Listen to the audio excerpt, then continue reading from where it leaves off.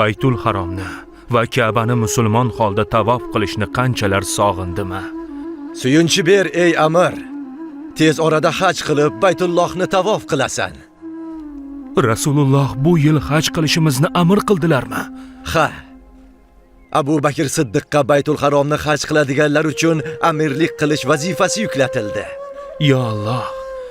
Ya Alloh, qanchalari ulug'sana. Gunohlarim dengiz ko'pigicha bo'lsa ham mag'firat qilinadi. Ey Xolid, endi yangitdan tug'ilamiz. Banda Robbisi bilan bo'lgan aloqada yangi oppoq sahifa ochadi. Lekin nima uchun Rasululloh hajga bormas ekanlar? Sababini bilsam bo'ladimi? Ey amir, u zot Allohning payg'ambaridirlar. Nimaiki qilsalar, Alloh azza va jallaning amri bilan qiladilar. Lekin men aniq bilaman. Rasululloh mushriklarning Baytullohni yalangoyoq va yalang'och tavof qilayotganlarini ko'rsalar, ozorlanadilar. Subhanalloh. Subhanalloh. Qanday qilib biz ham shunday ishlarga qo'l urgan ekanmiz? Qanday qilib? Biz but sanamlarga sig'inib yurardik, ey amir. Alloh qalblarimizni ochdi va ko'zlarimizdagi pardani ketkazdi. Islom ne'mati uchun Allohga hamd bo'lsin. Alhamdulillah.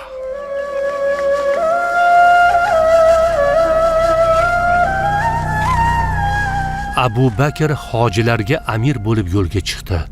U bilan birga ko'p sonli sahobalar ham bo'lib, o'zlari bilan qurbonlik qilinadigan hayvonlarni yetaklab ketishayotgan edi.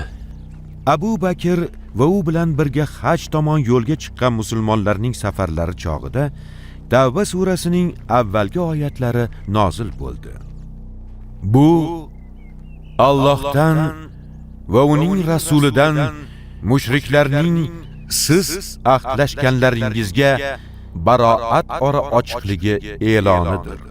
Bas yer yuzida 4 oy sayr qilib yuringlar va bilinglarki, albatta siz Allohni ojiz qoldiruvchi emassiz. Va albatta Alloh kofirlarni xor qilguvchidir.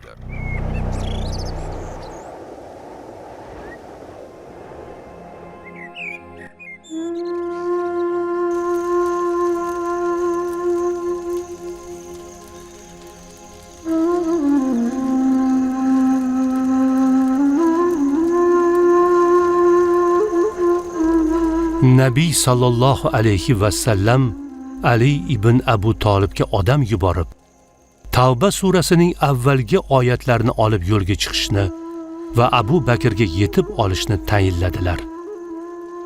Shuningdek, qurbonlik so'yiladigan kuni odamlar Minoda yig'ilgan paytda ushbu e'lonni baralla aytishni buyurdilar. Kofir jannatga kirmaydi. Bu yildan keyin mushriklar haj qilmaydi. Baytulloh yalang'och holda tavof qilinmaydi. Kimning Rasululloh sallallohu alayhi va sallam bilan o'rtasida ahdnomasi bo'lsa, ahdnoma muddatigacha o'z kuchida qoladi. Ali ibn Abu Talib roziyallohu anhu Rasulullohning tuyalariga minib, Abu Bakrning rahbarligi ostida yo'lga chiqqan bo'lsa-da, Nabiy sallallohu alayhi va sallam aytgan bu gaplarni ommaga yetkazish mas'uliyati Alining zimmasida edi.